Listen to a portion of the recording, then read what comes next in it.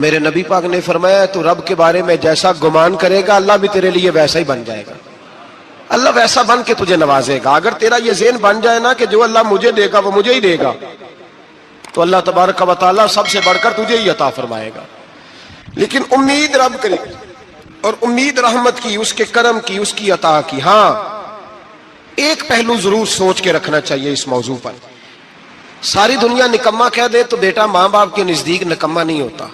باپ بیچارہ ایک غلطی بچہ کرتا ہے تو وہ جاتا ہے، دوسری کرتا ہے تو جاتا ہے، تیسری جگہ بھی اس کے حصے کی معافی مانگنے جاتا ہے، بڑا کچھ کرتا ہے. پھر ایک وقت آ ہی جاتا ہے کہ جب باپ مجبور ہو کے اخبار پہ اشتہار دیتا ہے کہ میں نے اسے آگ کر دیا ہے، اب میں اس کے سیاہ سفید کا مالک. کیا خیال ہے آپ کا؟ پہلی غلطی پہ ابا جی ایسے کر دیتے ہیں جی، دوسری پہ کرتے ہوں گے. کب کرتے ہیں؟ جب بولے جب حد ہو جاتی ہے. اور ایک دو اشتہار نہیں ہوتے. آپ سویرے اخبار کھولیں، اخبار کے اندر کے صفحات کا مطالعہ کریں تو شاید درجنوں اشتہار ہوتے ہیں آنکھ نامے کے. بھئی کس باپ کا دل کرتا ہے کہ وہ بیٹا جس کے لیے اس کی امید ہے کہ کل میرے بڑھاپے کا سہارا بنے گا وہ لکھ کے دے دے کہ میرا رشتہ ہی کوئی نہیں بیٹے کے ساتھ؟ کس کا دل کرتا ہے؟ اور پھر یہاں تک نہیں ہوتا بلکہ آپ قانون جاننے والے لوگوں سے کبھی پوچھیں، وہ آنکھ نامہ لوگ عدالتوں میں جمع کراتے ہیں. کہتے ہیں جی میں نے تو اخبار میں نکال دیا، میرا اس کے ساتھ کوئی تعلق. اماں کہتی ہے میرا کوئی رشتہ نہیں. کیوں؟ کب ہوتا ہے ایسے؟ جب بچہ حد کر دے. جب بچہ ایک دو تین چار غلطیوں پہ ایسا، اللہ بھی بندے کو سزا دیتا ہے. لیکن کب؟ جب بندہ باز ہی نہ آئے بندہ توبہ کرے ہی نہ، رجوع ہی نہ کرے، سوچے نہ کہ مجھے اللہ کی بارگاہ میں جانا چاہیے. ہم لوگ اپنا ایک ذہن بنا کے زندگی گزارتے ہیں، ایک ذہن بنا کے، بلکہ لوگ گناہوں کے نام بدل کے وقت گزارتے ہیں. ہم اپنے نفس کا بت بنا کے سارا وقت اسی کی پوجا پہ معاذ اللہ لگا دیتے ہیں. بس یہ ٹھیک ہے، یہ ٹھیک ہے اور یہ ٹھیک ہے، چوتھی بات صحیح کوئی نہیں. اسی کے اندر ہم الجھے رہتے ہیں میرے بھائی. رحمت الہی کا غلط تصور اپناتے ہیں. او میرے بھائی، کسی بندے کی مجبوری تو معاف ہوتی ہے، لیکن اگر کوئی جان بوجھ کے زیادتی کرے تو وہ اس کی معافی. جس بچے کو پتا ہو نا استاد کو کہ اس کے واقعی گھر میں فوتگی ہو گئی تھی، استاد اسے سزا نہیں دیتا. جس کا پتا ہو کہ واقعی یہ بیمار تھا تو استاد اسے کلاس میں کھڑا نہیں کرتا. جس کا پتا ہو کہ یہ زیادتی کر رہا ہے، جان بوجھ کے کر رہا ہے، استاد اسے ڈنڈوں سے مارتا ہے اور زیادہ مارتا ہے. کہتا ہے تو نالائق ہے، تو جان بوجھ کے کرتا ہے. میرے بھائی اللہ کی رحمت ہے، ہر ایک پہ برستی ہے. لیکن ایک بندہ کھڑا ہی ہو جائے رب کے مقابلے میں، وہ نہ نماز پڑھے، نہ مسجد آئے، نہ کوئی کام کرے، نہ وہ دین کی طرف توجہ کرے، نہ وہ کبھی اللہ سے استغفار کرے، نہ وہ کبھی جائز کام کی طرف توجہ کرے، ساری زندگی حرام کٹھا کرے، ناجائز کرے، تو اب تو نے حد کر دی. تیرے پاس غضب آیا نہیں بلکہ تو نے غضب کو آواز دی ہے. تو نے اللہ کے غضب کو، بولیے، اللہ کے غضب کو، غضب ہونا اور ہوتا ہے اور غضب کو آواز دینا، بولیے، غضب کو آواز دینا، ان میں فرق ہے میرے بھائی، یاد رکھیں. ہم آواز دیتے ہیں غضب کو، غضب ہوتا نہیں. دیکھیں نبی کریم صلی اللہ علیہ وسلم، اور یہ حدیث آپ نے یاد رکھنی ہے، یہ یاد رکھنی ہے. نبی پاک صلی اللہ علیہ وسلم نے نا بہت کم لوگوں کو بیوقوف کہا ہے. ہمارے زمانے میں تو عام لفظ ہے نا بیوقوف کہنا. اللہ کے رسول صلی اللہ علیہ وسلم نے بہت کم لوگوں کو بیوقوف کہا. مسند امام احمد بن حنبل کی حدیث ہے، نبی کریم علیہ الصلوۃ والسلام نے فرمایا وہ احمق ہے، وہ بیوقوف ہے. نبی پاک فرما رہے ہیں. اور میں نے کہا کم لوگوں کو حضور بیوقوف کہتے تھے. نبی کریم علیہ الصلوۃ والسلام نے فرمایا وہ بندہ بیوقوف ہے جو سارا دن اللہ کی نافرمانی کرتا ہے اور پھر بھی رب کی رحمت کی امید کرتا ہے، تو بیوقوف ہے. صبح سے شام تک لگا ہوا ہے، میں نے نہیں اللہ ماننی، میں نے نہیں تیری ماننی، معاذ اللہ میں نے نہیں ماننی. شام ہوتی ہے تو کہتا ہے اللہ بڑا مہربان ہے، بخش دے گا. تو بیوقوف ہے، تو بیوقوف ہے. تو بتا نا کیا مجبوری تھی نماز نہ پڑھنے کی؟ کس نے تجھے گن پوائنٹ پہ کہا تھا حرام کھانے کو؟ اور فلاں آدمی کی تو نے غیبت کی تو تیرا اس میں کیا فائدہ تھا؟ یہ جو تو نے صرف 10 بندوں کو ہنسانے کے لیے جھوٹا لطیفہ سنایا، اس میں تیرا کیا نفع تھا؟ تو صبح سے شام تک نافرمانی کرتا ہے، شام کو کہتا ہے اللہ کریم ہے معاف کر دے گا، اللہ مہربان ہے معاف کر دے گا. استاد مہربان ہوتا ہے کہ نہیں؟ فیل کیوں کرتا ہے امتحان میں؟ بولے استاد باپ ہوتا ہے نا، اس کا دل کرتا ہے شاگرد فیل ہو جائے، تو کیوں کرتا ہے؟ لیکن شاگرد نے زیادتی کی، اس نے پڑھا نہیں. میں نے کہا باپ آنکھ نامہ لکھواتا ہے، مجبور ہو کے لکھواتا ہے نا. او بھائی یاد بڑی پیاری مثال ملا رومی لکھتے ہیں، کہتے ہیں میرے گاؤں کی ایک بی بی تھی، اس بی بی نے ایک بچڑا پالا ہوا تھا۔ دیہاتوں میں نا بوڑھی مائیں بچڑے کو پیڑا دیتی تھی اور نام بھی رکھ لیتی تھی، کسی نے مٹھو نام رکھا ہوتا تھا، کسی نے کوئی نام۔ کہتے ہیں ماں نے بچڑا رکھا ہوا تھا، اماں اس کو آواز دیتی تو بچڑا دوڑا آتا، اماں اس کو پیڑا کھلاتی، بچڑا بڑا پیارا تھا، جوان ہو گیا۔ اماں اس لیے بچڑا پال رہی تھی کہ جب بچڑا بڑا ہو جائے گا تو ہل کے اندر بچے اسے لگائیں گے، کھیتی میں ہل چلائیں گے۔ بچڑا بڑا ہو گیا، اماں کے بیٹے کہنے لگے اماں لا تو نے بڑا کھلا پلا لیا، اس سے کوئی کام لیتے ہیں۔ ہل کے آگے لگایا تو کہنے لگا میں نے تو نہیں چلنا۔ اماں کے پاس آئے، کہنے لگے یہ نہیں چلتا۔ اماں کہنے لگی چلو ٹائم دو تھوڑا، سمجھ جائے گا۔ پھر موقع دیا، پھر آئے، کہا اماں اب تو ہم نے اس کے ناک میں نکیل بھی ڈال دی ہے لیکن اب بھی یہ ہل میں چلنے کو تیار ہے۔ ملا رومی رحمت اللہ علیہ فرماتے ہیں پھر کہا اماں سے، اماں کہنے لگی چلو تھوڑا ٹائم اور دے دو، سیانا ہو جائے گا۔ تھوڑا ٹائم اور دیا، ڈنڈے بھی مارے لیکن وہ سیانا ہونے کو تیار ہے۔ اب اماں کے پاس آئے تو اماں مجبور ہو گئی، دل نہیں کرتا تھا، کہنے لگی جاؤ پھر کسائی کے ہاتھ بیچ ڈالو۔ وہ گیا کسائی کے پاس، اسے کاٹا گیا، اس کی کھال اتاری گئی، اس کے چھوٹے چھوٹے پیس کر کے کھا گئے لوگ۔ وہ مار ہو رہی تھی، لوگوں نے اماں سے کہا تجھے تو بڑا پیارا تھا، تو نے کٹوا کو دیا۔ تو اماں کہنے لگی پیارا تو بڑا تھا پر مانتا نہیں تھا، پیارا بڑا تھا، کاش بات مانتا، مقصد پورا کرتا تو کبھی بھی کاٹا۔ بھائی رب کریم نہیں چاہتا بندہ دوزخ میں جلے، اللہ کی رحمت نہیں چاہتی جہنم میں جلے، پر بندہ مانتا ہی نہیں، یہ تیار ہی نہیں ہوتا۔ یہ سویا ہوا ہے سویرے، یہ وہ گپے لگا رہا ہے عصر کے وقت، چوراہے پہ کھڑا ہے، نماز پڑھنے نہیں آیا۔ اس نے ساری زندگی میں درجنوں لطیفے سیکھ لیے، ہزاروں کہانیاں سیکھ گیا، قرآن پاک پڑھنا نہیں سیکھا۔ اس نے زندگی کی ہر چالاکی سیکھ لی ہے، نہیں سیکھی تو اپنے رسول کی حدیث نہیں سیکھی، نہیں سیکھا تو دین کی ضروری باتوں کو نہیں سیکھا۔ اب رب کی رحمت تو نہیں چاہتی کہ بندہ جہنم میں جائے، وہ تو مہربان ہے، لیکن رب کریم کا قانون کا تقاضا یہ ہے کہ جو احکام پورے نہیں کرے گا اسے پھر دوزخ میں ڈالا جائے گا۔ تو ہمارے بزرگ فرمایا کرتے تھے اصل بات یہ ہے کہ اللہ نہیں مسلمان کو دوزخ میں ڈالنا چاہتا، مسلمان اپنی مرضی سے چھلانگے لگا رہا ہے، یہ خود چھلانگے لگاتا ہے، یہ باز نہیں آتا۔ آپ یقین کریں بڑی ذمہ داری کے ساتھ، بڑے خلوص کے ساتھ اور بڑی دیانتداری سے تجربے کی بات عرض کرتا ہوں، ہمارے بہت سارے گناہ ایسے ہیں جن گناہوں کا ہماری دنیا داری کو بھی کوئی فائدہ نہیں، کوئی فائدہ نہیں ہماری دنیا کو بھی اس غلطی کا۔ میری باتوں کی سمجھ آ رہی ہے آپ دوست؟ کچھ گناہ ایسے ہیں، ایک تو ہوتا ہے کہ دنیا کا کوئی فائدہ ہو، اس گناہ میں ہماری دنیا کا بھی کوئی فائدہ۔ جو آدمی جھوٹے لطیفے سناتا ہے، جھوٹ بولتا ہے، جھوٹ کوئی فائدہ نہیں اسے، لوگ 10 منٹ ہنستے ہیں اور باہر جا کہتے ہیں یار یہ تو کوئی غیر سنجیدہ آدمی ہے، وہ عقل ہی نہیں۔ کیا فائدہ کمایا اس نے، کیا نفع لیا اس نے؟ جو آدمی بڑھ بڑھ کے باتیں کرتا ہے، 2 4 5 10 آدمیوں کی غیبت کر جاتا ہے، لوگ کہتے ہیں یار بڑا چغل خور ہے، کیا کمایا اس نے زندگی میں؟ کچھ حاصل کر لیا اس نے؟ ہمارے بہت سارے گناہ میرے بھائی وہ ہیں جن کا ہماری دنیا کو بھی کوئی فائدہ نہیں، تو کیوں نہ ہم ان گناہوں کو چھوڑ دیں تاکہ ہمارے دین کو تو فائدہ ہو جائے، دین کو تو فائدہ ہو جائے۔ صرف زبان کے ذائقے ہیں، کچھ دیر کے لیے ہماری طبیعت کے تقاضے ہیں، 10 منٹ کی مسکراہٹ ہے جس کے لیے ہم اللہ تبارک و تعالیٰ کا قانون توڑتے پھر جا رہا ہوں۔ میرے حبیب کریم علیہ السلام نے مسلمان کو کہا ہے کہ تیرا رب تو چاہتا ہے کہ بس تو آ جا، وہ تجھ پہ رحمت نازل کر دے گا۔ آنا تو شرط ہے کہ نہیں؟ آنا تو شرط ہے کہ نہیں؟ اچھا چلیں یہ بتائیں، جو آدمی 1 سے لے کر 31 تاریخ تک ڈیوٹی کرے اس کو تنخواہ لینے جانا پڑتا ہے کہ تنخواہ گھر آ جاتی ہے؟ بول کے بتائیں۔ پھر بھی جانا پڑتا ہے، کہ میں نے ڈیوٹی پوری کی ہے، پھر بھی جانا پڑتا ہے۔ ڈیوٹی پوری کرنے کے باوجود تجھے تنخواہ لینے، اور ہو سکتا ہے کہ یہ بھی کہا جائے ابھی آئی نہیں کل آنا، ہو سکتا ہے یہ بھی کہا جائے پرسوں آنا، یہ بھی ممکن نہیں کہ فوراً او خدا کے بندے تو آتا ہی نہیں خدا کی رحمت لینے، تو اس کے گھر کی طرف رجوع ہی نہیں کرتا، تو توجہ ہی نہیں کرتا، تو کہتا اللہ مہربان ہے۔ بھائی مہربان تو ہے، تو رحمت لینے آیا ہے، تو نے کو بہانہ بنایا اس کی رحمت کا؟ اللہ کی رحمت قیمت نہیں مانگتی، بہانہ مانگتی ہے، پر بتا نا تیرا کو بہانہ ہے کہ نہیں؟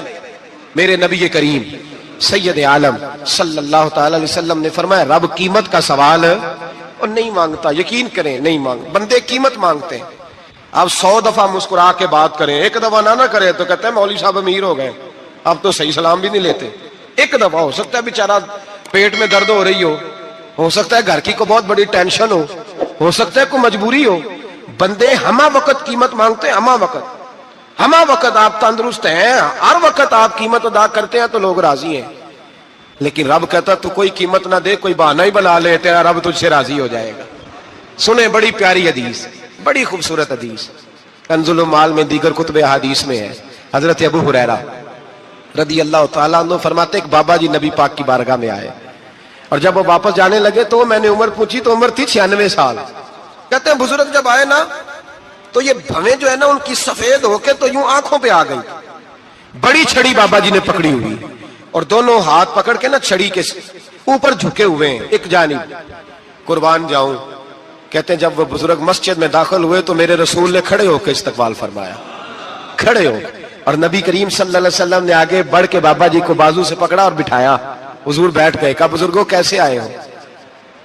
تو کہتے ہیں وہ بابا جی بات کرتے تو آنکھ کھول کے پہلے حضور کا چہرہ دیکھتے، پھر وہ بات کرتے تو ان کے لب و لہجے کے اندر بڑی پریشانی، بڑی تکلیف، بڑی مایوسی۔ عرض کرنے لگے یا رسول اللہ، حضور زندگی ساری گناہوں میں بیت گئی ہے، حضور غلطیاں ہی غلطیاں، یاد ماضی عذاب ہے، یا رب چھین لے مجھ سے حافظہ میرا۔ اے اللہ کے رسول بڑی لمبی فہرست ہے، پاپ ہی پاپ ہے، کالے سیاہ دفتر ہے۔ یا رسول اللہ صلی اللہ علیہ وسلم جب پلٹ کے دیکھتا ہوں حضور مجھے نیکی دکھائی نہیں دیتی۔ حضور اس عمر میں آپ کا ایک صحابی ملا ہے، اس نے بات سمجھائی ہے تو تھوڑا خیال آیا ہے، لیکن یا رسول اللہ صلی اللہ علیہ وسلم اب میرا وجود بیکار ہو گیا ہے، حضور بوڑھا ہو گیا ہوں۔ 3 باتیں کہیں بزرگوں نے اور نرالی کہیں، کہنے لگے یا رسول اللہ صلی اللہ علیہ وسلم، حضور اب تو میری کمر بھی سیدھی نہیں ہوتی کہ میں نماز ہی صحیح ادا کر سکوں، بوڑھا ہو گیا ہوں۔ یا رسول اللہ صلی اللہ علیہ وسلم اب میرے اندر طاقت نہیں کہ میں محنت مزدوری کر کے صدقے اور خیرات دے سکوں۔ یا رسول اللہ صلی اللہ علیہ وسلم اب میں تلوار لے کے جہاد بھی نہیں کر سکتا، حضور نہ میں لمبی نمازیں پڑھ سکتا ہوں، آقا نہ میں صدقات و خیرات دے سکتا ہوں، محبوبہ نہ میں دین کے لیے کوئی جہاد کر سکتا ہوں، بیکار وجود ہے، بیکار وجود کو تو گھر والے برداشت نہیں کرتے، بچے دعا کرتے ہیں یا اللہ ابا جی کو پردہ دے دے، اماں کو پردہ دے دے، بیکار ہو گیا ہوں اور آج آیا ہوں تو مجھ بیکار کو میرا رب قبول کر لے گا؟ آج کلمہ پڑھوں تو بیکار ہوں، کسی کام کا نہیں، نہ نماز نہ صدقات نہ جہاد، قبول کر لے گا؟ حضرت ابو ہریرہ فرماتے ہیں جیسے برسات میں بارش کی جھڑی لگتی ہے، یوں مصطفیٰ کی آنکھوں سے جھڑی لگ گئی، حضور کھل کے روئے، کھل کے۔ اور میرے حبیب پاک نے فرمایا بزرگوں بڑے مجاہد ہیں، دین کے لیے جہاد کرنے والے بڑے ہیں، رب کریم کو آپ کی تلوار کی اتنی حاجت نہیں، اور فرمایا اس کے خزانے کوئی خالی تو نہیں کہ آپ ہی گویا صدقہ دیں گے تو بھرے جائیں گے، اور فرمایا پھر رب کریم کی شان میں اضافہ نہیں کرتی عبادتیں، وہ تو بندے کو نفع دیتی ہیں۔ میں بزرگوں نہ آپ جہاد کریں نہ آپ صدقات دیں، لا لمبی نمازیں پڑھیں، آپ صدق دل سے آ جائیں، اللہ کے رسول کا وعدہ ہے رب آپ کو بغیر حساب کتاب جنت عطا فرما دے گا۔ آنا تو شرط ہے کہ نہیں؟ آئیں تو صحیح، نہ پہنچے تو صحیح، آ جائیں، اس کو نہیں عادت صدقات و خیرات کی، جہاد کی، تبلیغ، آئے تو صحیح نا۔ ان العبد اذا اعترف ثم تاب تاب اللہ علیہ، میرے حبیب نے فرمایا بندہ جب رو کے کہتا ہے نا یا اللہ غلطی ہو گئی معاف کر دے، فرمایا میرا مالک اسے فوراً ہی معاف فرما دیتا ہے۔ تو آ تو صحیح، تو آتا ہی نہیں، تو آ ہی نہیں رہا، تو گھر میں بیٹھا ہوا ہے، تو سویا ہوا ہے، تو دکانداری کر رہا ہے، تو پیسے گن رہا ہے، تو آیا ہی نہیں، آ تو صحیح۔ بلکہ میرے نبی پاک فرماتے ہیں جب اللہ پاک کا بھاگا ہوا غلام آتا ہے پھر تو اللہ زیادہ راضی ہوتا ہے، پھر تو اللہ زیادہ راضی ہوتا ہے، زیادہ راضی ہوتا ہے، تو آ تو صحیح، پہنچ تو صحیح۔ بلکہ صوفیات اور بات کرتے ہیں، وہ کہتے ہیں تو کبھی بھول کے بھی رب رب کرے تو اللہ تو اسے بھی قبول کر لیتا ہے، بھول کے۔ ملا رومی کہتے ہیں بنی اسرائیل کا بندہ ہے، صنم پتھر کو کہتے ہیں، بت کو کہتے ہیں، بت کے سامنے کھڑا ہے اور ساری رات کہتا ہے یا صنم یا صنم یا صنم، اے پتھر اے بت، ساری رات پکارتا رہا۔ رات گہری ہو گئی، نیند کا غلبہ تھک گیا، سونے کے قریب آیا تو غلطی سے منہ سے نکل گیا یا صمد، یا صنم کی جگہ نکل گیا۔ رب کریم نے فرمایا جبریل دوڑ کے جا، جو مانگتا اسے دے دے۔ حضرت جبریل عرض کرتے ہیں مولا بھول کے تیرا نام لے رہا ہے، بھول کے لے رہا ہے. تو رب کریم نے فرمایا چل نام تو میرا ہی لے رہا ہے نا, میرا لے رہا ہے نا. یا اللہ وہ, اللہ کریم نے فرمایا جھوٹے کے سامنے ساری رات کا کھڑا ہے, ساری رات کا پکار رہا ہے, اسے کچھ نہیں ملا, تو سچے کا نام لیا ہے. اگر میں بھی کچھ نہ دوں اور بت میں اور مجھ میں فرق کیا رہ جائے گا؟ جا جو مانگتا ہے جھولی بھر کے دے, نام تو لیا ہے نا. او بھائی تو بہانا تو بنانا, وہ آ تو صحیح نا, تو یہاں آ جا, پہنچ جا, آ جا, بس بیٹھ جا, اس کی بارگاہ ناز میں حاضر تو ہونا. تجھے فرصت ہی نہیں. تو یاروں کے لیے ٹائم نکالتا ہے, بازاروں کے لیے ٹائم نکالتا ہے, گلیوں کے لیے ٹائم نکالتا ہے, چوکوں چوراہوں کے لیے ٹائم نکالتا ہے, ہفتے میں ایک دن ہوٹلنگ کے لیے بھی جاتا ہے, لیکن کبھی چھپ کے 2 نفلوں کی تجھے توفیق نہیں ہوتی. اور میں کئی دفعہ کہہ چکا ہوں, جس بندے کو بغیر عبادت کے رزق زیادہ ملنے لگ جائے اس پر آزمائش ہوتی ہے رب کریم کی. اللہ فرماتا ہے اس کو پیسے دو, اسے آنے نہ دینا, اس کو چل پیسے دوڑ جا. لوگ سمجھتے ہیں میں بڑا ذہین و عقل مند ہوں, دیکھو میں اپنی ہوشیاری سے, چلاکی سے آگے نکل گیا. تو آزمائش ہے, یہ تو آزمائش ہے رب کریم کی طرف سے, یہ تو اس کی خفیہ تدبیر ہے. میرے بھائی اس کی بارگاہ ناز تک جو آ گیا, آنا تو ہماری ذمہ داری ہے کہ نہیں. پھر اس کی رحمت آگے بڑھ کے استقبال کر لیتی ہے, پھر اللہ کا فضل اس کو تھام لیتا ہے اس بندے کو. اور خدا کی رحمت کتنی زیادہ ہے. میرے حبیب کریم سید عالم صلی اللہ علیہ وسلم نے فرمایا اللہ نے اپنی رحمت کے 100 حصے کیے. حضور فرماتے ہیں ایک حصہ اللہ نے دنیا میں نازل کیا ہے. کتنا؟ ایک حصہ.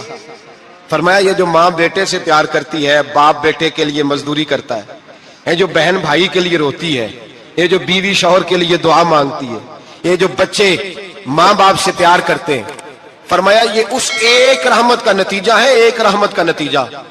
تو صحابہ کہنے لگے یا رسول اللہ وہ 99 کدھر ہیں؟ نبی پاک نے فرمایا رب کریم نے سنبھالی ہوئی ہے, قیامت کے دن تمہیں عطا فرمائے گا. ابھی تو ایک نازل کی ہے. ابھی اللہ نے, ایک بزرگ تھے ہمیں تفسیر پڑھایا کرتے تھے, تفسیر کے استاد تھے.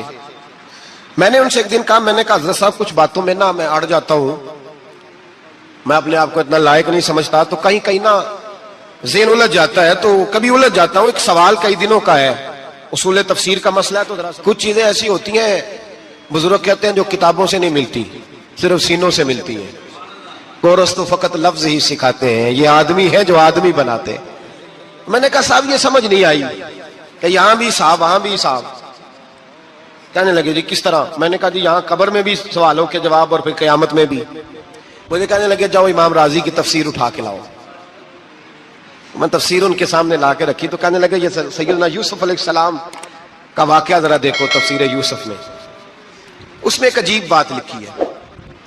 حضرت یوسف علیہ السلام کے زمانے میں قحط ہو گیا, تو جناب یوسف علیہ السلام نے, کیونکہ آپ اللہ کے نبی سے پہلے سے جان گئے قحط ہوگا, تو حضرت یوسف نے گندم پہلے سٹاک کر لی تھی بہت زیادہ. باقی علاقوں میں جب قحط پڑا نا, اب سب لوگوں نے مصر کی طرف رجحان کیا گندم لینے کے لیے. تو حضرت یوسف علیہ السلام نے نا شہر کے دروازے پر بندے کھڑے کر دیے. فرمایا جو بندہ آئے نا اس سے 2 سوال پوچھنا. جو آئیں گے لوگ گندم خریدنے, جو آئے 2 سوال پوچھنا. ایک پوچھنا کہاں سے آیا ہے, اور ایک پوچھنا لے کے کیا آیا ہے. ایک پوچھنا, سمجھ آ رہی ہے بات, اور دوسرا پوچھنا کہ لے کے سونا لے کے آیا ہے, چاندی گندم خریدنی ہے تو کیا چیز لے کے آیا ہے, کہ نقد پیسے لایا ہے, یہ پوچھ لینا. جو آئے 2 باتیں پوچھنا, ایک پوچھنا کہاں سے آیا ہے اور دوسرا پوچھنا کیا. ایک روایت میں 3 سوال بھی ہیں, لیکن فرمایا پوچھنا 2 سوال ضرور. انتظار تھا نا بھائیوں کا کنان سے آنے والوں کا. فرمانے لگے سب سے 2 سوال پوچھنا, جب کنان والے آئے نا ان سے صرف اتنا پوچھ لینا کہ وہ کہاں سے آئے ہیں.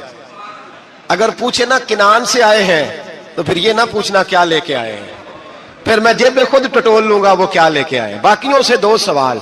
جب میرے بھائی آئے نا, بھائی بھائیاں دے ویری ہوندے تے بھائی بھائیاں دیاں باواں, جب میرے بھائی آئے تو ان سے یہ نہیں پوچھنا کہ وہ کیا, بس یہ پوچھنا کہ کہاں سے, اتنی بات پوچھنا, باقی میں پوچھ لوں گا. آپ فرمانے لگے رب بھی فرشتوں سے کہتا ہے تم قبر میں نا میرے بندوں سے زیادہ سوال نہ کرنا, بس یہ پوچھ لینا مجھے مانتے ہیں, میرے نبی کو مانتے ہیں. قبر میں تم اتنے سوال پوچھ لینا, باقی لے کے کیا ہے وہ میں خود ہی پوچھ لوں گا. فرشتوں کے سامنے رب کریم اپنے بندے کو بے آبرو کرنا, بس تو یہ بتا دے اللہ رسول کو مانتا ہے کہ نہیں. باقی جو تیرا حساب کتاب ہے نا, اللہ فرماتے ہیں میں قیامت میں کر لوں گا, میں پوچھ لوں گا اس کا کیا علاج کرنا ہے, بس تم اتنا بتا دو مجھے مانتے ہو, میرے رسول کو, میرے بھائی, میرے نبی کریم.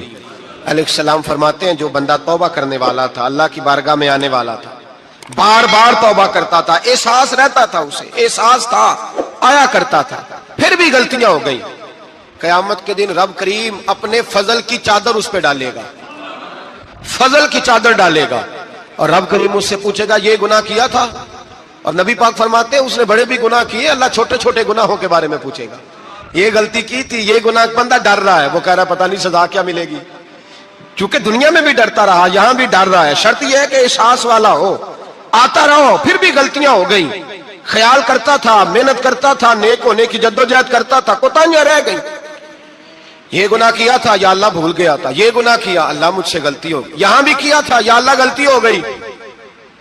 نبی پاک صلی اللہ علیہ وسلم فرماتے ہیں چھوٹے چھوٹے گناہ اللہ دکھا رہا ہے, اور اس سے کہہ رہا ہے یہ کیا تھا, مانتا جا رہا ہے. رب کریم فرماتا ہے پتہ ہے میں تیرے ساتھ کیا کرنے والا ہوں, ٹانگیں کانپ گئی, یا اللہ پتہ نہیں.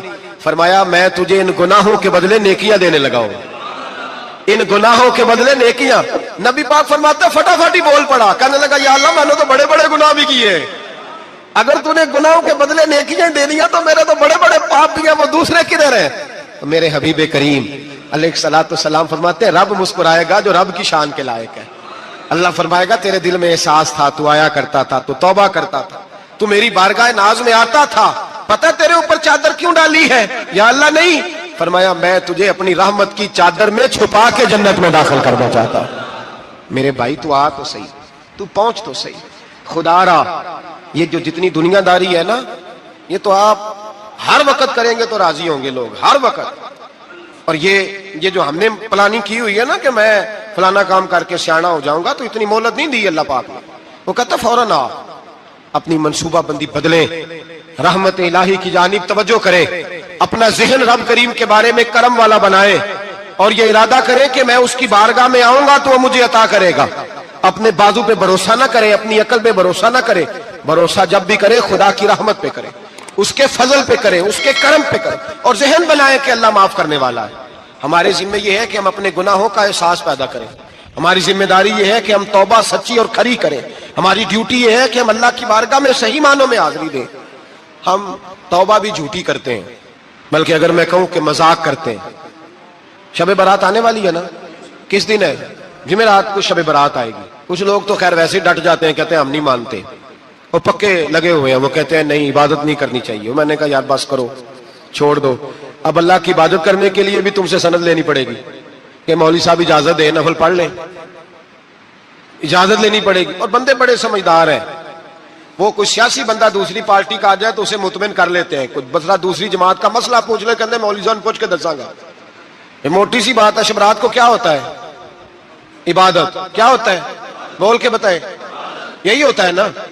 تو اس کے لیے سرٹیفکیٹ کی ضرورت ہے جی. والذین یبیتون لربہم سجدا وقیاما, اللہ فرماتے ہیں میرے بندے ساری رات گزار دیتے ہیں یا قیام کرتے ہوئے یا سجدہ کرتے ہوئے. اس کے لیے سرٹیفکیٹ کی ضرورت ہے. بڑی جلدی مسئلہ پوچھنے آ جاتے ہیں لوگ. ہاں, ایک وہ ہے جو مانتے ہی نہیں سرے سے, ایک وہ ہے جو بڑا عجیب مانتے ہیں. وہ کہتے ہیں شب رات ہے, چھوٹا گوشت ہی نہیں مل رہا دکان سے. بھئی شب رات گوشت کھانے کا دن ہے, حلوہ کھانے کا دن ہے شب برات, موج کرنے کا دہاڑا آ گیا شب برات. شب رات آئی ہے, پہلے کلو گوشت آتا تھا, اب 2 کلو لے لو. یہ کون سا طریقہ ہے شب برات منانے کا؟ اور پھر شب برات منائی جائے گی. معراج شریف سے پٹاخے چل رہے ہیں روز شام کو, چلتے ہیں نا؟ نہیں, میں کہ اور مینوں غلطی لگتی, تسی بولے نہیں نا. چلتے ہیں پٹاخے. کون بیچتا ہے پٹاخے؟ ہندو, سکھ, یہودی. چلاتا کون ہے؟ کس نے کہا ہے چلانے کو؟ اس میں کوئی کسی فرقے کا بھی اختلاف نہیں ہوتا. ڈرنا چاہیے اللہ پاک سے. اللہ جہنم کی آگ ٹھنڈی کرتا ہے, ہم جلاتے ہیں شب رات کو. رب فرماتا ہے ٹھنڈی ہوگی, ہم جلا رہے ہیں. بچے پٹاخوں کے پیسے پڑوسی سے لے کے آتے ہیں کہ ہم سے لیتے ہیں؟ ہم منع کیوں نہیں کرتے؟ جوتے نہ پالش کرنے پہ تو تھپڑ لگتے ہیں, تو پٹاخے والے بچے کو نہیں پوچھا جا سکتا؟ باپ کی ذمہ داری ہے. اور محدثین نے مسئلہ لکھا ہے, اگر بچہ نابالغ کوئی غلطی کرتا ہے تو اس کا باپ ذمہ دار ہے, جواب دے اس کی جگہ. ان کو سمجھائیں. شب برات آئے گی, پھر توبہ ہوگی, ہر مسجد سے رونے کی آواز آئے گی, زور زور سے لوگ روئیں گے, تڑپیں گے, اجتماعات ہوں گے, بڑے بڑے اجتماعات ہوں گے. توبہ کریں گے لوگ, کریں گے نا انشاءاللہ تعالی, آئیں گے نا لوگ مسجدوں میں. پھر سویرے جھوٹ بند ہو جائے گا نا, اگلی صبح ملاوٹ ختم, کم تولنا ختم. یہ کیسی توبہ ہے؟ وہ دکاندار جو شبرات والے دن غلط سوجی فروخت کر رہا ہے, ملاوٹ والی چینی بیچ رہا ہے, تاکہ دوائیوں میں دھوکہ دیتے ہیں لوگ, دوائیوں میں دھوکہ دیتے ہیں. ایک ڈاکٹر خود مجھے کہنے لگے, وہ میرے دوست ہیں, ہلکا پھلکا کورس کیا ہوا ہے, کہتے ہیں میرے دوست ہیں کئی سارے لوگ, تو ایک ایسا ہی ہمارے شعبے کا آدمی تھا, تو اپنے ابا جی کو وہ ڈرپ لگانے لگا, تو ابا جی کہنے لگے پتر مینو اصلی لا دے تیری مہربانی, مینو اصلی لا دے تیری مہربانی, لوکھا علی نہ لا دے. یہ حال ہو گیا. دوا مجھے بتائیں وہ قوم اخلاقی طور پہ کتنی گر چکی ہے جو دوائیوں میں زہر بیچتی ہے, دوائیوں میں. اور میں انشاءاللہ کسی موقع پر تفصیل سے اس پر گفتگو کروں گا, بڑی تفصیل سے. میں نے بہت سی معلومات اکٹھی کی ہیں کہ کتنا ظلم کرتے ہیں یہ لوگ, لکھنے والے بھی, لانے والے بھی, بیچنے والے بھی, کتنے بڑے مجرم ہیں. صحت کے ساتھ کھیلتے ہیں, صحت بارہ لام دام برسرے. مطلب جس آدمی نے دھوکے کا مال لا کے رکھا ہے شبرات والے دن کے رات توبہ بھی کرنی ہے اور سویرے یہ بیچنا بھی ہے, وہ توبہ کرنے آیا ہے. جس نے دھوکے کا مال لا کے رکھا ہے کہ سویرے بیچنا ہے اور رات توبہ بھی کرنی ہے, وہ توبہ کر رہا ہے کہ مذاق کر رہا ہے؟ توبہ میری توبہ, استغفر اللہ, یا اللہ معاف کر دے, اونچی اونچی آواز میں رو رہا ہے, اور سویرے سارے چکر وہی ہیں. یہ کیسی توبہ ہے؟ توبہ کیا ہے؟ میرے نبی پاک علیہ السلام کے غلاموں نے توبہ کی تقسیم کی. حضرت حسن بصری سے کسی نے پوچھی توبہ کیا ہے, تو آپ نے فرمایا توبہ یہ ہے کہ جب تو توبہ کر لے تو پھر اس جگہ نظر نہ آنا جہاں کھڑے ہونے سے رب رسول ناراض ہوتے. اور فرمایا توبہ یہ ہے کہ جب تو نے توبہ کر لی پھر وہاں سے غیر حاضر نہ ہونا جہاں حاضری کا تجھے اللہ رسول حکم دیتے ہیں. یہ تیری توبہ ہے. اور اگر تو ایسا نہیں کرتا پھر تو نے توبہ نہیں کی, پھر تو نے مذاق کیا. میرے بھائی رحمت الہی آواز دیتی ہے کی طرف رجوع کریں, دوڑے اور رحمت کی امید رکھ کے آئیں گے. سمجھ لیں کہ اللہ پاک, میں ایک بات اکثر کرتا ہوں, نبوت کا دروازہ بند ہوا ہے. داتا گنج بخش علی اجویری نے کہیں نہیں لکھا تھا کہ میرے بعد علی بن عثمان اجویری دوسرا نہیں آ سکتا. حضرت مجدد صاحب کہیں نہیں لکھ کے گئے کہ دوسرا مجدد الفسانی پیدا نہیں ہوگا. حضرت بہاءالحق نقشبند بخاری نے کہیں نہیں کہا کہ میرے جیسا ولی نہیں ہو سکے. بزرگوں نے کبھی نہیں کہا. تو جدوجہد تو کر. اقبال کہتے ہیں آج بھی ہو اگر ابراہیم کا ایمان پیدا, آگ کر سکتی ہے انداز گلستان پیدا. تو پروگرام تو بنا, آگے کی طرف تو سفر کر. میرے نبی کریم سید عالم صلی اللہ علیہ وسلم نے فرمایا تیرے آ جانے سے تیرا رب راضی ہو جاتا ہے. جب تو آتا ہے تو تیرا اللہ راضی ہو جاتا ہے. یہ جو ہماری مشکلات ہوتی ہے نا, جن میں عملجے ہوتے ہیں, وہ جو ہمیں جادو ہو جاتا ہے, تویز کر دیتے ہیں ہمارے قریبی رشتہ دار, وہ تویز نہیں ہوتے, وہ ہمارے اعمال کی سزا ہوتی ہے, ہمارے اعمال کی سزا ہوتی ہے. ہم وہ ڈھونڈتے پھرتے ہیں کہ بابا مل جائے پھونک مارے صحیح کر دیں, حالانکہ وہ ہمارے اعمال کی سزا ہے. ہمیں اپنی تربیت کرنی چاہیے ہمیں. اور ویسے بھی دم درود تویز دھاگا میں اکثر کہا کرتا ہوں, میں کہتا ہوں میں نے کسی کتاب میں نہیں پڑھا کہ کوئی بندہ نبی پاک سے یمن سے دم کرانے آیا ہو کہ میں حضور سے دم کرانے جا رہا ہوں, مصر سے آیا ہو دم کرانے, شام سے دم کرانے آیا ہو. میرے نبی پاک کے پاس جو بھی آیا کرتا تھا نبی پاک کا دین سیکھنے آیا کرتا تھا. دم درود تو ایک ضمنی چیز ہے, ذلی چیز ہے, ہو گیا تو ٹھیک ہے, ورنہ اللہ پاک اگر بیماری میں راضی ہے تو نبی پاک نے خود بیماری کو سینے سے نہیں لگا کے رکھا.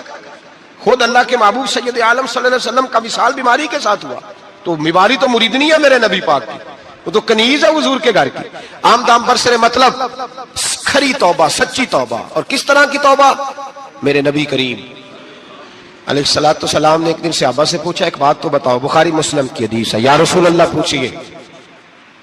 نبی پاک صلی اللہ علیہ وسلم نے فرمایا اگر کوئی آدمی صحرا میں سفر کر رہا ہو, بہت بڑا صحرا ہو, اونٹ پر اس کا سفر ہو, اور اس نے اونٹ پر کھانے پینے کا سامان باندھا ہو, پیسے بھی رکھے ہو, پانی بھی رکھا ہو, تھک گیا سفر کرتا کرتا, درخت کی ایک ٹہنی کے ساتھ اونٹ کی نکیل باندھی اور درخت کے نیچے لیٹ گیا آرام کرنے کے لیے. اللہ کے حبیب فرماتے ہیں اچانک اس کی آنکھ لگ گئی. جب جاگا تو اس نے دیکھا کہ اونٹ تو غائب ہو گیا ہے.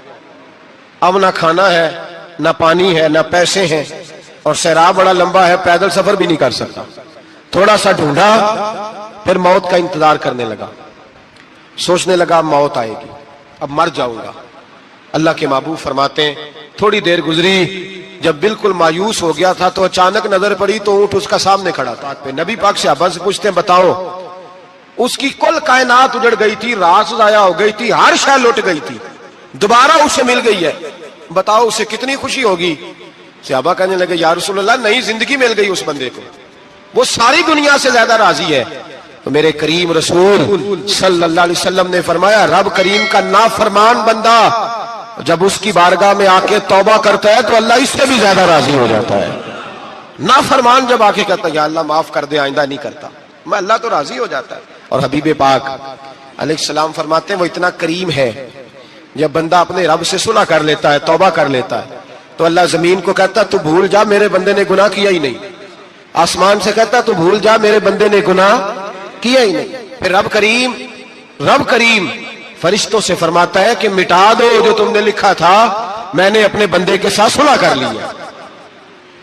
شب برات کو آئیں گے مسجد میں انشاءاللہ. کتنے بجے؟ نہیں جو سوچیا ہی نہیں ہے اس پاسے تھے. عصر کے وقت مسجد آئیں شب رات. کتنے بجے جی؟ عصر کے وقت آئیں, غسل کریں, مسجد آئیں, عصر کے بعد درود شریف پڑھیں اور مغرب سے لے کر فجر تک عبادت کریں. مغرب میں شام شروع ہو جاتی ہے.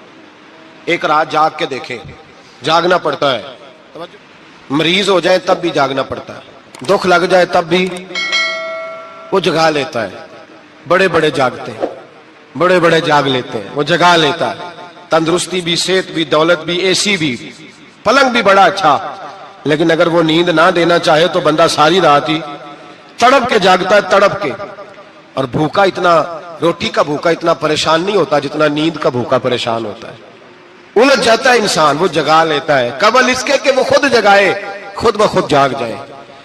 مغرب سے لے کر فجر تک نماز پڑھیں, ذکر کریں, درود پاک پڑھیں, محفل میں شرکت کریں. میرے رسول کریم علیہ الصلوۃ والسلام کی پیاری زوجہ ام المومنین سیدنا عائشہ صدیقہ رضی اللہ تعالیٰ عنہ کہتی ہیں حضور رمضان کے علاوہ سب سے زیادہ روزے شعبان میں رکھتے تھے, گویا پریکٹس ہوتی تھی رمضان کی. میں نے عرض کیا یا رسول اللہ صلی اللہ علیہ وسلم اتنے روزے کیوں رکھتے ہیں, ابھی رمضان تو آگے ہے. تو نبی پاک نے فرمایا عائشہ اس مہینے میں بندے کا عمل اللہ کی بارگاہ میں جاتا ہے, میں چاہتا ہوں جب میرا عمل جائے تو میں نے روزہ رکھا ہوا ہوں. کثرت سے روزہ رکھیں اور میرے بھائی بدل جائیں, بدل جائیں. میرے نبی پاک نے فرمایا غنیمت جان اگر صحت ہے تو بیماری آنے سے پہلے غنیمت جان جا, یہ چلی جائے گی. بیمار آدمی سے کچھ بھی نہیں ہوتا, غنیمت جان لے لمحوں کو کچھ کر لے. اور اگر تیرے پاس فرصت ہے تو غنیمت جان لے مصروف ہونے سے پہلے پہلے. میرے حبیب کریم سید عالم علیہ السلام کے غلام فرماتے ہیں کہ نبی پاک صلی اللہ علیہ وسلم نے ہمیں مثال دے کے سمجھایا. مدینے میں جو قبیلہ سب سے زیادہ بکریاں پالتا تھا وہ بنو کلب کا قبیلہ تھا, اور فرماتے اتنی بکریاں تھیں کہ ان کی بکریاں ہم نے کبھی نہیں گنی تھی. نبی پاک علیہ السلام نے فرمایا جب شعبان کی 15ویں رات آتی ہے, یہ ترمذی کا لفظ ہے, فرمایا جب شعبان کی 15ویں رات آتی ہے تو بنو کلب کے قبیلے کی بکریوں کے بالوں کی تعداد کے مطابق اللہ میری امت کے افراد کی بخشش فرما دیتا ہے. اور صحابہ کہتے ہیں ہمیں لگتا یوں ہے کہ چونکہ ہم نے جو چیز سب سے زیادہ دیکھی تھی وہ بنو کلب کی بکریاں تھی, اس لیے نبی پاک نے ہمیں سمجھانے کے لیے ان کی بات کی, ورنہ اگر ہم نے اس سے زیادہ کچھ شے دیکھی ہوتی تو نبی پاک اس کا نام بیان فرماتے. ہمیں سمجھانے کے لیے فرمایا بنو کلب کے قبیلے کی بکریوں کے بالوں کی کسی ایک بکری کے بال بھی بندہ گن سکتا, اور حضور نے فرمایا جو سب سے زیادہ بکریاں پالتے ان کی تعداد کے مطابق حضرت عائشہ صدیقہ رضی اللہ تعالیٰ عنہ فرماتی ہیں جنت البقیع میں حضور جایا کرتے, قبرستان میں, قبرستان کے کونے میں. اللہ کے رسول کو میں نے نماز پڑھتے بھی دیکھا 15ویں رات کو, اور فرماتی ہیں حضور بقیع والوں کے لیے بخشش کی دعا بھی کرتے. قبرستان بھی جائیں شب برات کو, ان کے لیے دعا بھی کریں. اور پھر میرے بھائی شب برات کو للہیت کے ساتھ آئیں, لوٹنے کا پروگرام بنائیں, اس سے قبل کے رب کریم خود جکڑ کے لے آئے, خود بخود آئیں, اس کے کرم کی طرف توجہ کریں, اس کی رحمت کی طرف توجہ کریں. میرے رسول کریم صلی اللہ علیہ وسلم کے پاس ایک دیہاتی آئے, مولا علی شیر خدا فرماتے میں بھی حاضر تھا. کہتے کبھی کبھی سادے بندے آتے تھے پر بڑی عجیب ہی بات کر جاتے تھے. کہتے ایک دیہاتی آئے, تامت باندھی ہوئی اور سادہ رومال کندھے پہ رکھا ہوا ہے. نبی پاک کے پاس آئے اور حضور سے دل لگی کرنے لگے, حضور سے دل لگی کرنے لگے, میٹھی باتیں کہنے لگے یا رسول اللہ ایک مسئلہ پوچھنے آیا ہوں. فرمایا پوچھو. عرض کرتے ہیں حضور قیامت میں حساب کون لے گا؟ قیامت میں اب کس کو نہیں پتا کون حساب لے گا, دل لگی کی بات ہے نا, کون لے گا؟ نبی پاک نے فرمایا اللہ حساب لے گا. تو کہتے ہیں اس نے نا اور جملہ کہا تو ہم اس کی بات پہ حیران ہو گئے, کہنے لگے یا رسول اللہ واقعی اللہ حساب لے گا؟ تو کہتے ہیں نبی پاک مسکرائے, فرمانے لگے تجھے تیری مار ہوئے, میں سچی تو کہہ رہا ہوں, تو کس طرح کی بات کر رہا ہے, اللہ حساب لے گا. حضرت علی فرماتے ہیں اس نے رومال اٹھایا کندھے پہ رکھا, کہنے لگے یا رسول اللہ اگر رب حساب لے گا تو پھر اس نے معاف ہی کر دینا ہے, یہ کہہ کے وہ چلا گیا, یہ لفظ کہہ کے وہ چلا گیا. تو حضرت مولا علی کہتے ہیں میں نے حضور کا چہرہ دیکھا تو گلاب سے بھی زیادہ کھلا ہوا تھا, میں نے نبی پاک کا چہرہ دیکھا تو چاند سے بھی زیادہ روشن تھا. میں نے کہا حضور یہ کیا کہہ گیا ہے؟ نبی پاک نے فرمایا بندہ بڑا سادہ تھا, بات بڑی پیاری کر گیا ہے, بڑی پیاری کر گیا ہے. حضور نے فرمایا علی رب کریم ہے, اور کریم جب غالب ہوتا ہے تو کرم ہی فرمایا کرتا ہے, وہ کرم ہی کرتا ہے, وہ معاف ہی کرتا ہے, وہ معاف ہی کرتا ہے. اللہ معاف کرتا ہے, پر میں نے کہا کوئی معافی لینے آئے ہی نہ, تو کوئی معافی لینے. ایک اور بات بھی آخر میں سمجھانی ہے آپ کو, وہ بھی سمجھ لیں. ہم جب کسی رشتہ دار کو راضی کرنے جاتے ہیں نا, ناراض ہو, تو ہمیں پتہ چل جاتا ہے کہ یہ وقت ٹپانے آیا یا راضی ہو گیا. دو قسم کے لوگ ہوتے ہیں, کہتے ہیں چلو برادری آ گئی ہے میں چلتا ہوں, پر کس طرح ٹائم پہ ٹائم آؤں گا, 200 دے کے گھر آ جاؤں گا. اور جو راضی ہو جاتے ہیں نا وہ 2 دن پہلے آتے ہیں, دیگوں کا بھی خیال کرتے ہیں, ملاقات کرتے ہیں, وہ کپڑے بھی نہیں بدلتے. فرق ہوتا ہے راضی ہونے میں. بات کی سمجھ آ رہی ہے آپ؟ ہم توبہ کرنے آتے ہیں اللہ کی بارگاہ میں, کیا ہمیں پتہ نہیں چلتا کہ ہم نے توبہ کیا, رب راضی ہوا ہے کہ نہیں ہوا؟ ہمارا ایمانی رشتہ تو ہے نا اپنے رب سے, روح کا تعلق تو ہے نا, تو ہمیں اندازہ ہوتا ہے کہ اللہ راضی ہو گیا کہ نہیں.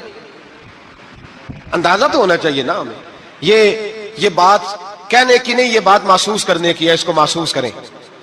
ہم جب اللہ کی بارگاہ میں آئے تو پھر ہمیں اندازہ ہونا چاہیے کہ میں نے منا لیا ہے کہ نہیں منا سکا, میں اس کو راضی کر کے اٹھ رہا ہوں کہ نہیں اٹھ رہا.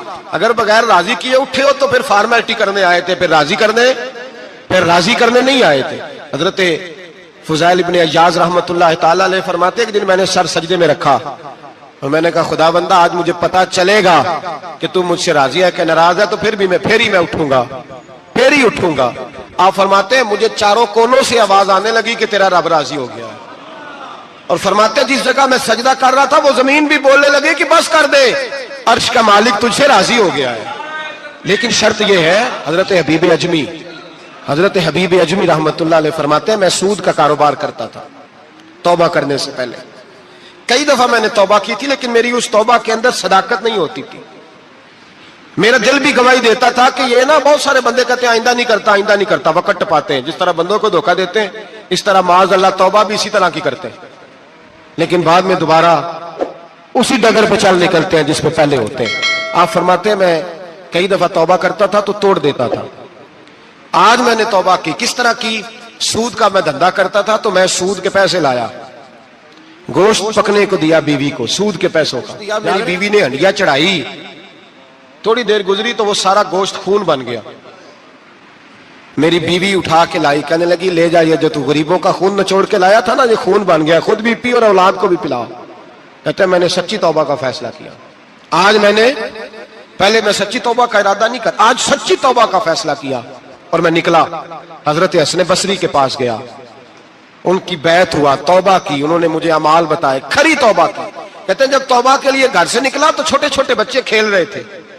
ایک بچہ کہنے لگا پیچھے ہٹ جاؤ, بہت بڑا سودیا ہے, اس کا سایہ بھی پڑ گیا تو ہمارے اندر نحوست آ جائے گی, پیچھے ہٹ جاؤ, سود کا دھندا کرتا ہے.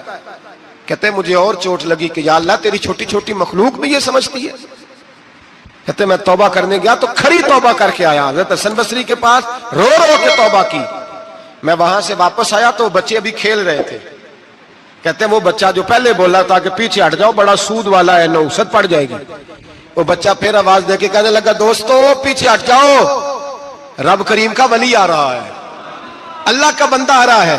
کہیں ایسا نہ ہو ہمارے پیروں سے گرد اڑے اور اس ولی کے اوپر پڑے اور اس کی توہین ہو جائے, اللہ ہم سے ناراض نہ ہو جائے ولی کی توہین کر کے, پیچھے ہٹ جاؤ. آپ فرماتے ہیں میں نے تڑپ کے آسمان کی طرف دیکھا اور میں نے کہا یا اللہ مجھے سمجھ آ گئی ہے کہ کھری توبہ کیا ہوتی ہے, سچی توبہ, اصل توبہ کیا ہوتی ہے. جھوٹ موٹ کی توبہ نہ کریں. شب برات کو آئیں, اور بڑا دیانتداری کا مشورہ دیتا ہوں, دل کو سنبھال کے آئیں. اگر جھوٹ نہیں چھوڑنا, فریب نہیں چھوڑنا, ہم نے مسجد کی حاضری کی پابندی نہیں کرنی, تو پھر توبہ کے لفظ پکارنا دھوکہ ہے, پھر یہ دھوکہ ہے, پھر یہ مذاق ہے, پھر مذاق نہ کریں. آنا ہے تو کھری توبہ کے ارادے سے آئیں, کھل کے آئیں. انشاءاللہ ہر سال ہم بھی ساری رات یہاں بیٹھتے ہیں, آپ سے بھی گزارش کریں گے کہ چھٹی نہ کریں, وقت پہ آئیں, مغرب میں آئیں, نوافل ادا کریں, عشاء کے بعد نوافل پڑھیں.